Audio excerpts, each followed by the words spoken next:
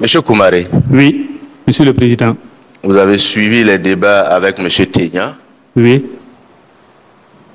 Les montants qui ont été retirés des comptes du ministère en charge de la solidarité nationale s'élèvent à beaucoup de milliards. Oui. Et tout ce qui a été retiré de ces caisses l'a été sous le couvert de la manutention. Oui. Comment est-ce que vous pouvez justifier cela au regard du montant de 62 millions que vous nous avez donné? Bon. Quelles explications vous pouvez donner? À ma connaissance, les pièces qui ont été transmises à notre niveau, ce sont ces montants qui sont venus. Il n'y a pas eu plus. C'est ça. Il n'y en a pas eu plus. Il n'y a pas eu plus. Pour justifier les 62 millions, oui, ils ont produit des pièces à concurrence de ce montant. Ce montant. Le reste, c'est des acquisitions de biens et services. Mais la question que nous on se pose pour renouveler les ressources, oui, Monsieur le Président, au niveau du ministère, il y a lieu de justifier l'emploi des ressources en année N-1. Oui. Avant donc de bénéficier des ressources de l'année en cours. C'est bien ça? Oui, Monsieur le Président. Comment est-ce que les acteurs du ministère en charge de la solidarité nationale ont pu justifier à votre niveau ces emplois-là, de sorte à bénéficier d'un réapprovisionnement de ressources? Oui, Monsieur le Président, c'est ce que je venais d'expliquer. Les pièces ont été transmises et on a vérifié conformément à la nomenclature et à la réglementation en vigueur. Si je comprends bien, votre contrôle se limite à la vérification sur pièce. Oui, sur pièce. L'authenticité ne nous incombe pas. Dans cette séquence édifiante du procès du détournement de fonds publics, le témoignage de M. Koumaré Akaria, administrateur des services financiers, expose des rouages complexes et controversés de la gestion des fonds publics au ministère en charge de la solidarité nationale. Chargé de vérifier les pièces justificatives de dépenses atteignant plusieurs milliards, M. Koumaré admet que son contrôle se limite à une simple vérification sur pièce, sans certifier l'authenticité des documents. Une révélation troublante émerge. Comment des montants aussi considérables peuvent-ils transiter sous le prétexte de manutention, alors que seules des dépenses à hauteur de 62 millions ont été justifiées? Ce témoignage soulève des questions graves sur la transparence et les responsabilités des acteurs impliqués dans cette gestion financière controversée. Restez jusqu'à la fin pour découvrir les réponses apportées par le témoin et les réactions du tribunal face à cette situation qui met en lumière les dysfonctionnements d'un système censé venir en aide aux plus vulnérables.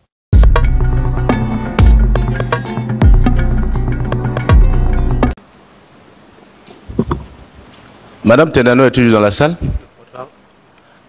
Vous vous retirez un instant, s'il vous plaît. Vous pouvez laisser votre téléphone à côté. Non, non, un peu plus en arrière. Monsieur l'agent judiciaire de l'État. Ok, la sécurité l'a prise en charge. C'est l'occasion pour nous, en même temps, d'attirer votre attention. Si vous pensez que vous êtes fatigué et que vous voulez vous asseoir, n'hésitez pas à nous faire signe. Ça peut aller? Oui, ça peut aller. Merci bien. Vous voudriez bien vous présenter, Monsieur Koumaré Zakaria? Je me nomme Koumaré Zakaria. Approchez un peu.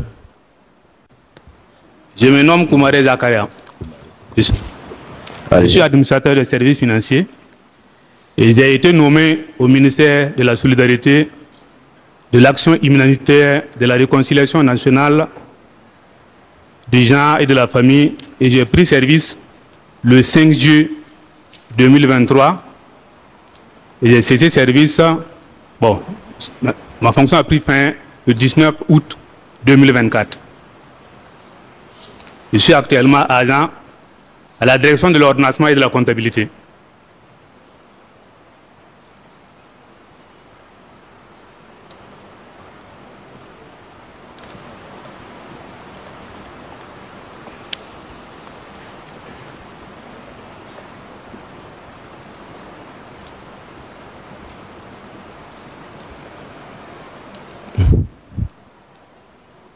Monsieur le procureur, Conseil des victimes et Conseil des prévenus, souhaitez-vous qu'il prête serment comme les autres?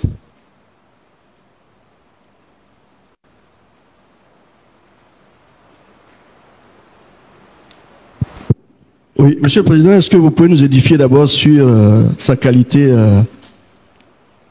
parce qu'il y a des témoins qui ont été appelés en cours de procès. Tout à fait. Je pense qu'il en fait partie. Hein? Tout à fait. Bon. C'est une personne appelée en cours de procès. D'accord. Bah, nous pensions que c'était pour renseigner le tribunal sur certains aspects précis, mais qu'il prête serment ne nous dérange pas non plus. Oui, monsieur l'agent judiciaire de l'État. Oui, monsieur le Président. Effectivement, comme le relève le conseil de Renlac, pour nous, monsieur Koumaré vient pour donner un certain nombre d'informations techniques donc, à la juridiction. En tout cas, nous le prenons dans ce sens et nous ne souhaiterons pas qu'il prête serment. Merci. Merci, monsieur l'agent judiciaire de l'État. Monsieur le procureur. Le ministère public pense le contraire. Au regard donc de l'observation que nous avions faite par rapport aux autres témoins, nous pensons que le cher Koumaré est suffisamment loin des procédures que nous avons en cours. Et pour nous, c'est vraiment le témoin parfait. Il doit donc prêter serment. Je vous remercie.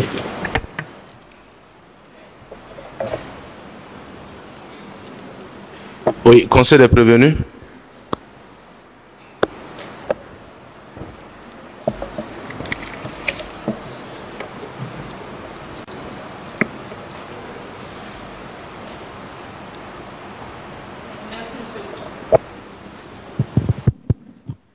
Merci, Monsieur le Président. Relativement à ce témoin, nous particulièrement, nous n'avons pas d'observation, donc nous nous en remettons donc à votre sagesse. Je pense que s'il est là aujourd'hui, c'est surtout du fait de l'agent judiciaire de l'État. Donc, s'il y a un éclairage à apporter, nous allons juste en tirer les conséquences. C'est tout.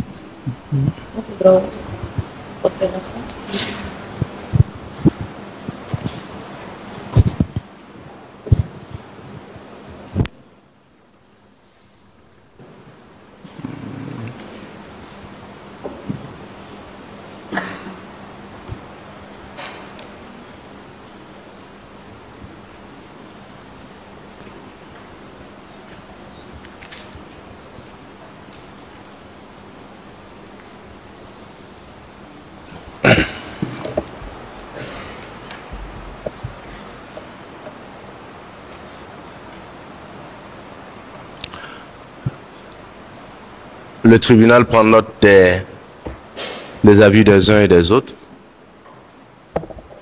Monsieur Koumaré a certes été appelé pour donner un éclairage technique sur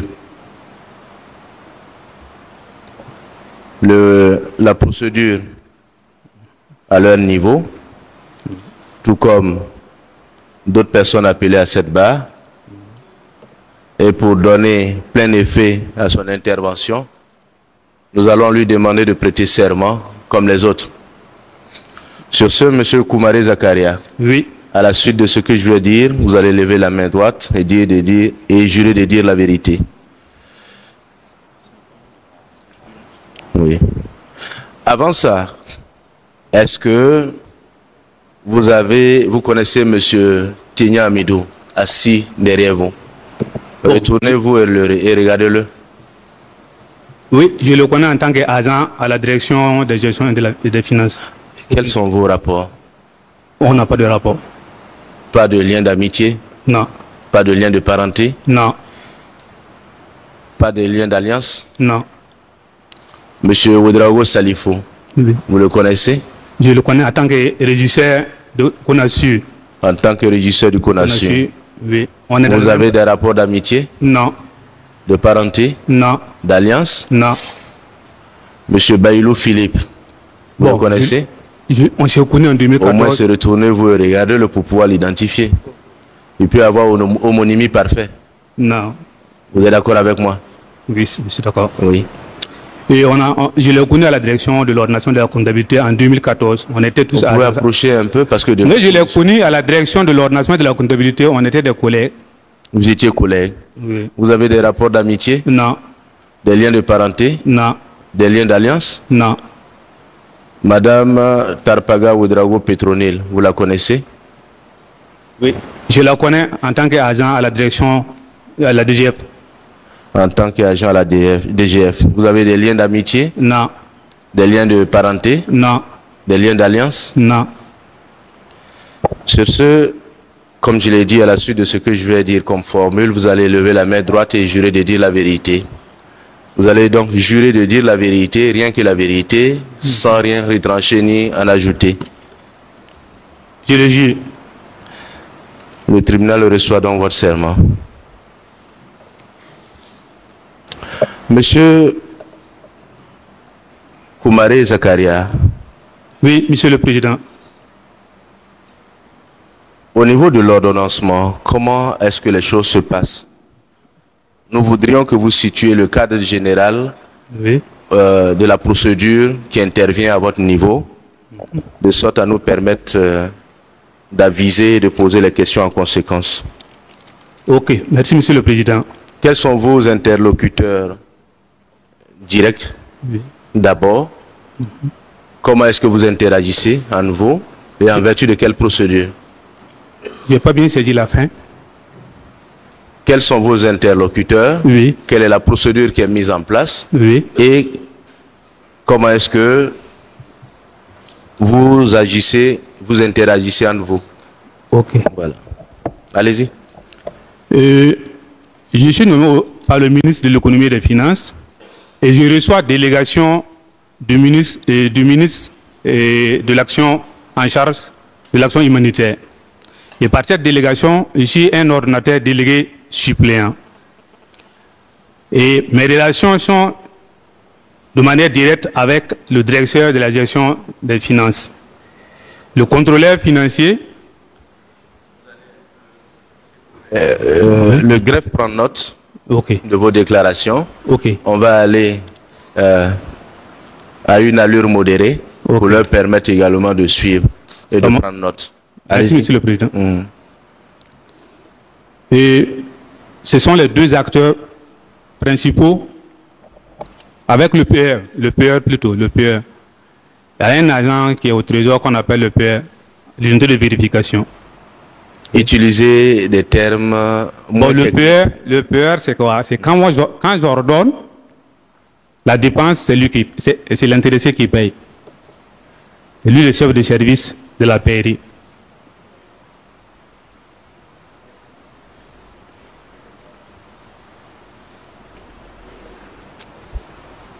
Allez-y. Ok. Pour ce qui concerne le déblocage de fonds, je pense que c'est là que je dois intervenir. Tout à fait. Voilà. Le déblocage de fonds, c'est une procédure simplifiée. Et quand j'ai pris service le 5 juillet 2023, j'avais déjà débloqué. Et le déblocage consiste à... Vous avez pris service le 5 juillet 2023.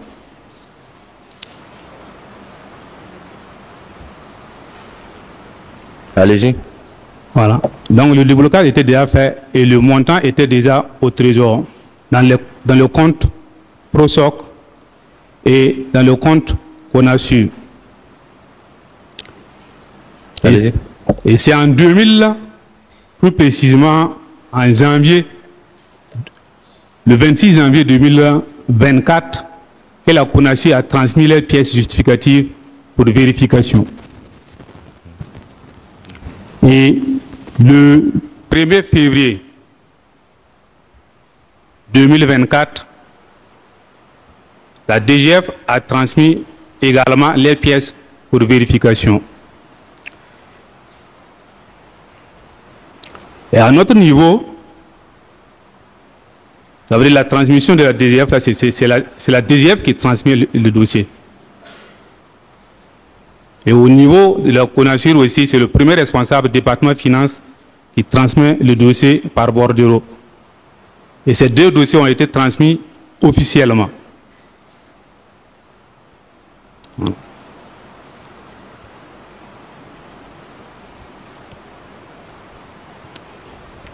Allez-y. La procédure, quand nous recevons les pièces justificatives, on procède à la vérification conforme avec la nomenclature des pièces justificatives et la réglementation en vigueur.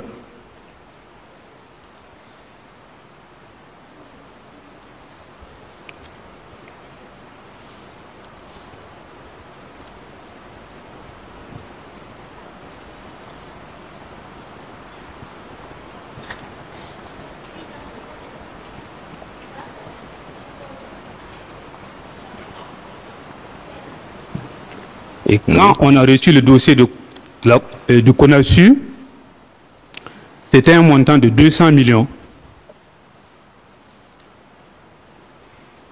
Donc 40 millions pour la régie. Et les 40 millions, notamment, il y avait des frais d'émission, parce qu'il y a un arrêté, et ça fonctionne selon l'arrêté. L'arrêté 2012-329, signé par le ministre à son temps, Lucien Marie Bébanda. Allez-y.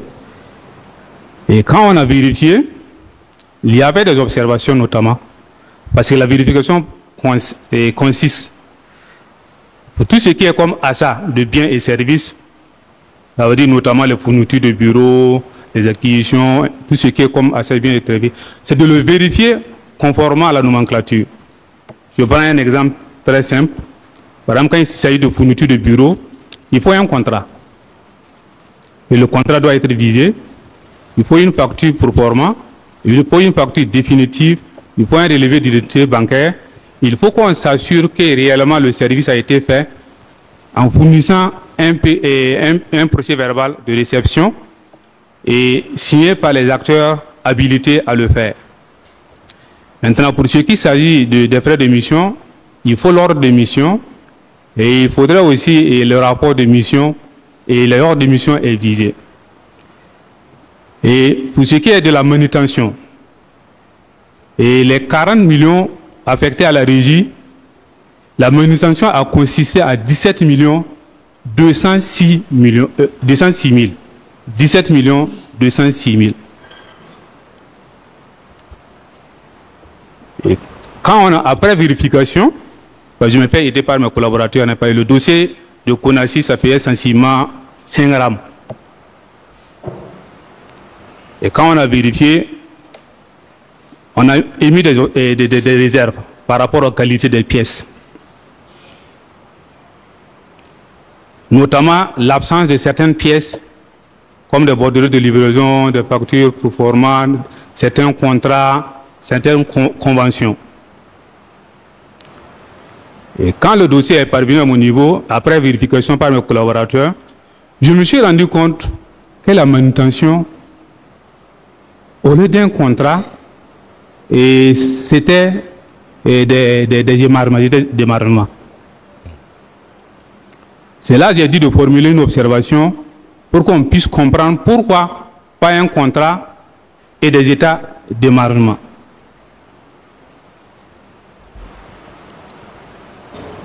Et c'est là, on est entré quand on a retourné le dossier, ils ont ramené le dossier en amenant l'arrêté en question. L'arrêté 2012-329. Et quand on prend l'arrêté est là, je ne sais pas si je peux le... Allez-y, allez-y. Okay. Vous pourrez verser les pièces par la suite. Ok, de l'enlever. Allez-y, allez-y. Okay. Dans vos explications. Voilà. Et l'arrêté, à l'article 1.2, il est mentionné autres prestations de services non comptabilisées ailleurs. Entre parenthèses, personnel, occasionnel. C'est là ils m'ont fait savoir qu'en réalité, avec une note de service plutôt, il y a une note de service aussi qui donne le taux de manutention et de plus d'autres activités menées par le CONASU. Et la note précise qu'en entendant un arrêté conjoint, ils vont fonctionner ainsi en entendant l'arrêté conjoint. Et la note a été signée en 2017. Et les pièces nous ont été parvenues en 2024. Bon, dit comme ça, parce que c'est une prestation de service, comme on le dit, mais qui déroge maintenant à la prestation ordinaire qu'on connaît. C'est ça que j'ai demandé à comprendre. J'ai dit, ok, si c'est ainsi, comme vous l'avez si bien mentionné, c'est conforme. La prestation de services non comptabilisée ailleurs personnel occasionnel. Parce qu'ils m'ont fait savoir que le personnel occasionnel se trouve à leur niveau, ce ne sont pas des salariés. C'est comme ça qu'ils fonctionnent depuis 2013. Il dit OK. Et là, on a produit, on a vérifié avec les états de démarrement qui s'élevait à 17 206 000. Les autres observations qu'on avait émises, M. Salif a satisfait l'observation et on a produit... Monsieur Salif. Allez-y. Voilà. C'est lui qu'on a en contact. Et on a produit le rapport.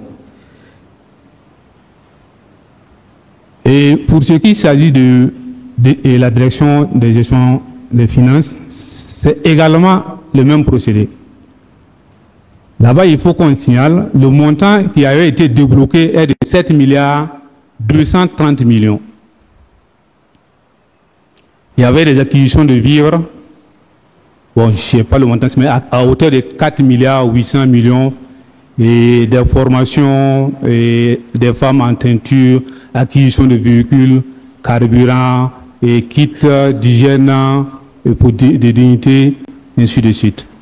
Mais la manutention, à leur niveau, montait à 44 848 000.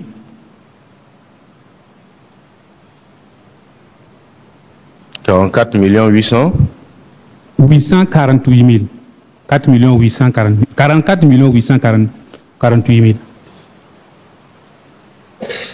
Donc la sommation des deux manutentions, parce qu'ils passent par le CONASUR aussi. Et leur état de démarrement est co-signé. Bon, c'est signé par 3 personnes. Donc M. Yé Kami, M. Ouedraogo Salif et M. Téan. Au niveau de CONASUR, c'est signé par 2 personnes. Le responsable du département des finances est M. Ouedraogo Salif. Et quand on fait la sommation pour 2023, de ces 2 manutentions, ça fait 62 54 000. Okay. Et conformément aux pièces qu'ils nous ont transmises, les pièces demeurent toujours, il n'y avait pas d'observation majeure et on a produit les rapports de vérification. Le rapport a été produit courant mars 2024.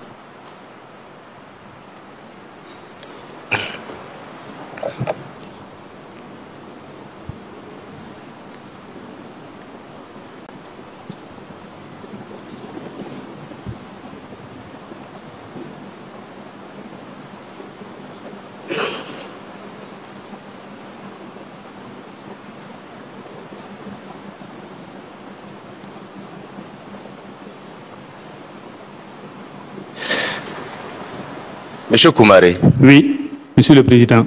Vous avez suivi les débats avec Monsieur Ténia. Oui.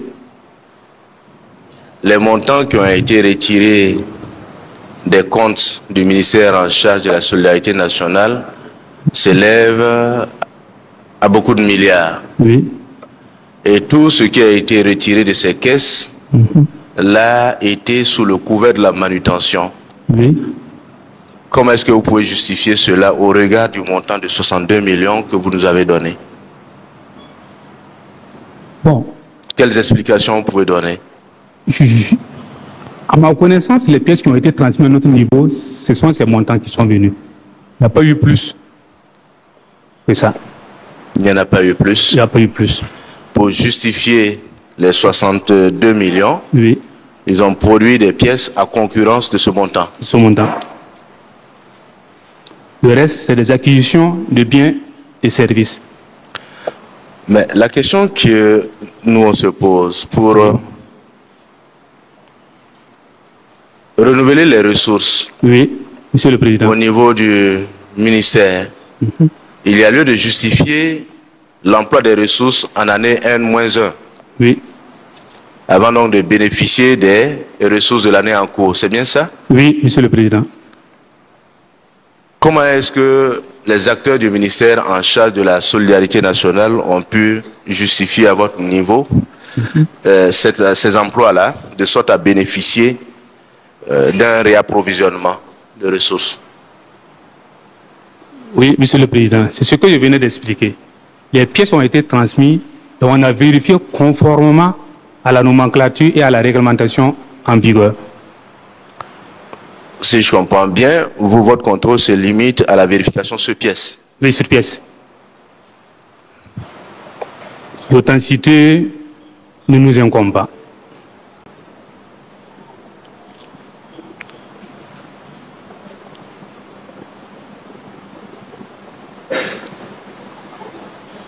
Monsieur le procureur. Président. Le prévenu est à vous si vous avez... Excusez-moi. Merci, monsieur. Le témoin est à vous si vous avez des questions à lui poser. Toutes mes excuses, monsieur Koumaré. Le témoignage de monsieur Koumaré Akaria révèle un fossé inquiétant entre les montants engagés et les justifications fournies. Cette affaire illustre les défis colossaux auxquels fait face la lutte contre la mauvaise gestion des fonds publics. À travers ce procès, c'est tout un système qui est mis sur la sellette, appelant à des réformes urgentes pour garantir la transparence et l'intégrité dans la gestion des deniers publics. Pour ne rien manquer des révélations et des enjeux de ce procès historique, abonnez-vous, partagez cette vidéo et faites entendre votre voix dans les commentaires. L'heure de la responsabilité a sonné.